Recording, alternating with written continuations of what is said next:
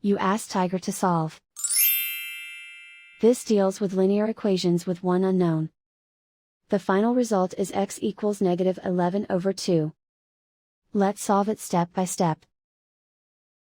Group all x terms on the left side of the equation. Add x to both sides.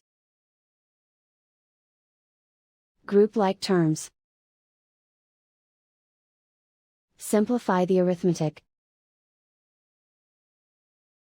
Group like terms. Simplify the arithmetic. Group all constants on the right side of the equation. Subtract 3 from both sides. Simplify the arithmetic.